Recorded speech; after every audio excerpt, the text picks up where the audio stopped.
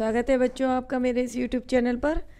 आज हम जो है अयोध्या सिंह उपाध्याय हरिओ जी द्वारा रचित पवन दूतिका की जो है जो बाकी बचे खंड हैं उनकी सबकी व्याख्या करेंगे। तो देखिए, ये ज़्यादा बड़ा था तो ज़्यादा वीडियो बन गए हैं इसके। देखिए आगे, धीरे लाना वहन करके नीब का पुष्प कोई, ओ प्यारे की चपल दृक के सामने डाल देना। ऐसे देना प्रकट दिखला, नित्य आशंकिता हो, कैसे होती विरह वश में मैं नित्य रोमांचिता हूँ। तो इन पंक्तियों में राधिका जो है पवन को बताती है कि उसे यानी पवन को किस प्रकार उनकी याद उनके प्रियतम श्री कृष्ण को दिलानी है। तो कैसे बता रही है कि धीरे लाना वहन करके नीप का पुष्प कोई। तो वहन मतलब उठाकर लाना, और नीप हो गया कदम का फूल, पुष्प हो गया फूल। तो कह रही है राधा कि राधा पवन से कहती हैं कि हे पवन, तू धीरे से कदम का कोई पुष्प यानी फूल उठाकर लाना, और ओ प्यारे के और प्यारे के चपल दृक के सामने डाल देना। चपल मतलब चंचल, दृग नेत्र। तो कह रही है और उसे मेरे प्यारे के यानी श्री कृष्ण के चंचल नेत्रों के सामने लाकर डाल देना। ऐसे देना प्रकट दिखला, नित्य आशंकिता हो, कैसे होती विरह वश में नित्य रोमांचिता हूँ। तो कह रही है आशंकिता मतलब आशंकित यानी डरी हुई। तो कह रही है इस प्रकार तू उन्हें यह समझाना कि मैं किस प्रकार उनके विरह के वश में होकर हर समय डरी सी रहती हूँ, कैसे होती विरह वश में नित्य रोमांचिता हूँ। और वो कह रही है और पुनर्मिलन की कल्पना से मैं जो है कदम के फूल के समान रोमांचित होती रहती हूँ। तो आगे देखिए,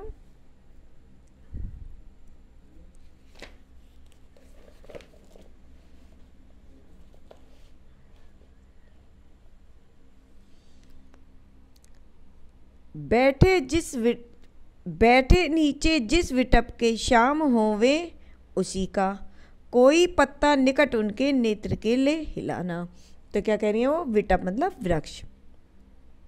तो राधा पवन से कहती है कि मेरे प्राण प्यारे श्याम कृष्ण जी जिस वृक्ष के नीचे बैठे हों, कोई पत्ता निकट उनके नेत्र के ले हिलाना। तो तू उसी वृक्ष का कोई पत्ता उनके नेत्रों के पास लाकर हिला देना। यूं प्यारे को विदित करना, चातुरी से दिखाना। विदित मतलब ज्ञात कराना या मतलब बताना, और चातुरी हो गया चतुराई से। तो कह रही है इस प्रकार तू अपनी चतुराई से मेरे प्यारे श्री कृष्ण को यह ज्ञात करा देना। मेरे चिंता विजित चित्त का क्लांत हो काँप जाना। चिंता विजित यानी चिंताओं द्वारा जीते गए। क्लांत होता है थका हुआ या घबराया हुआ, मुरझाया हुआ। तो कह रही हैं कि उन्हें जो है कि किस प्रकार मतलब क्या कह रही है, यूं प्यारे को बोला तू जो है अपनी चतुराई से मेरे प्यारे श्री कृष्ण को यह ज्ञात करा देना कि किस प्रकार चिंता ने मेरे हृदय को जीत कर उसे थका दिया है। चिंता ने मेरे हृदय का जो है सहारा ही छीन लिया है। और क्या होता है, जिसके अभाव में कह रही हैं, जिसके अभाव में मेरा जो हृदय है वो मुरझाए हुए पत्ते की भांति कांपता रहता है। तो भाषा इसमें खड़ी बोली है, रस विपल्लव श्रृंगार है, छंद मंदाक्रांताई है, और अलंकार उपमा और अनुप्रास, और शब्द शक्ति अभिधा और लक्षणा। तो इसके प्रश्न भी, इसके साथ साथ प्रश्न भी बताती चलती हूँ मैं। तो इसका प्रश्न देखिए, पहला प्रश्न आपका मतलब जो है इसका पद्यांश का संदर्भ लिखिए या पद्यांश के पाठ और कवि का नाम लिखिए। तो पद्यांश के पाठ का नाम पवन दूतिका है और उनके कवि का नाम है अयोध्या सिंह उपाध्याय हरिओ। या पद्यांश का संदर्भ लिखना है तो प्रस्तुत पद्यांश हमारी पाठ्य पुस्तक के काव्य खंड के पवन दूतिका शीर्षक से लिया गया है, और इसके रचयिता या कवि अयोध्या सिंह उपाध्याय हरिओ जी हैं। दूसरा प्रश्न व्याख्या आती है, और इसके बाद प्रश्न देखिए कि प्रस्तुत पंक्तियों में राधिका पवन को मुख्य रूप से क्या बताती है? तो इन पंक्तियों में राधिका पवन को क्या बताती है? तो प्रस्तुत पंक्तियों में राधिका पवन को मुख्य रूप से बताती है कि उसे किस प्रकार उनकी याद श्री कृष्ण को दिलानी है। अगला प्रश्न देखिए, राधिका पवन दूतिका से श्री कृष्ण के चंचल नेत्रों के सामने क्या डालने के लिए कहती है? तो राधिका क्या कहती है? राधिका पवन दूतिका से श्री कृष्ण के चंचल नेत्रों के सामने कदम का पुष्प डालने के लिए कहती है। अगला प्रश्न, श्री कृष्ण के विरह में चिंतित राधिका का हृदय किसकी भांति कांपता रहता है? तो श्री कृष्ण के विरह में राधिका का हृदय पेड़ के पत्ते की भांति कांपता रहता है। अब अगला देखिए, सूखी जाती मलिन लतिका जो धरा में पड़ी हो तो पांवों के निकट उनको श्याम के ला गिराना। तो इसमें इन पंक्तियों, यूं सीधे से प्रकट करना प्रीति से वंचिता हो, मेरा होना अति मलिन ओ सूखते नित्य जाना। तो इन पंक्तियों में राधिका जो है श्री कृष्ण को अपना संदेश भेज रही है और अपनी स्थिति का उसमें जो है वर्णन कर रही है। तो देखिए क्या कहती है कि सूखी जाती मलिन लतिका, जो मलिन मतलब मैली, लतिका लता, और धरा हो गया तुम्हारा, धरा हो गया पृथ्वी भूमि। तो राधिका पवन से कहती है कि हे पवन, यदि तुझे धरती पर कोई सूखी लता मिल जाए तो पाँवों के निकट उसको श्याम के ला गिराना। तो तू उसे श्री कृष्ण के पाँव के पास लाकर गिरा देना। यूं सीधे से प्रकट करना प्रीति से वंचित हो, प्रीति मतलब प्रेम से, वंचित रहित होना। तो कह रही है यूं सीधे से प्रकट करना और उन्हें बता देना कि प्रेम से वंचित होकर अर्थात रहित होकर मेरा होना अति मलिन ओ सूखते नित्य जाना। मतलब आपके प्रेम से वंचित होकर, आपके प्रेम से, श्री कृष्ण के प्रेम से रहित होकर किस प्रकार मैं नित्य ही सूखती तथा मलिन होती जा रही हूँ। कोई पत्ता नवल तरु का पीत जो हो रहा हो, नवल मतलब नया, तरु वृक्ष, पीत पीला। तो राधा पवन से कहती हैं कि कोई पत्ता नवल, यानी कि हे पवन, यदि किसी नए वृक्ष का कोई पत्ता पीला हो रहा हो तो प्यारे के दृग युगल के सामने ला उसे ही। तो प्यारे के मतलब दृग मतलब नेत्र, युगल हो गए दोनों आंखों के सामने। तो कह रही है तो प्यारे के, प्रिय के दोनों नेत्रों के सामने ला, धीरे धीरे संभल रखना ओ उन्हें यूं बताना। तो कह रही है तो मतलब जो है उन्हें जो है प्यारे के, प्रिय के दोनों नेत्रों के सामने ला, धीरे से रख देना और उन्हें बताना। पीला होना प्रबल दुख से प्रोषिता सा हमारा। प्रोषिता होती है वो वह स्त्री जिसका पति परदेश गया हो। तो कह रही हैं उसी प्रकार, वो कह रही हैं उसी प्रकार मैं भी प्रोषित पति का, यानी जिसका पति प्रदेश गया हो उसके समान ही पीली पड़ती जा रही हूँ। अर्थात आपके वियोग में राधा रानी पत्ते की भांति पीली पड़ती जा रही है। तो इसका जो है काव्य का सौंदर्य भी वही है, सेम है। भाषा खड़ी बोली है, रस विपल्लव श्रृंगार है, छंद मंदाक्रांता है, अलंकार उपमा है और शब्द शक्ति अभिधा लक्षणा दोनों हैं। इसका पहला प्रश्न भी वही है, दूसरी व्याख्या है। इसका तीसरा आगे प्रश्न देखिए इसके। किसी सूखी लता के संदर्भ में राधिका पवन दूतिका से क्या कह रही है? तो उत्तर देखिए, किसी सूखी लता के संदर्भ में राधिका पवन दूतिका से कह रही है कि यदि उसे धरती पर सूखी हुई कोई लता मिल जाए, कोई लता मिल जाए तो वह उसे श्री कृष्ण के चरणों के पास लाकर गिरा देना।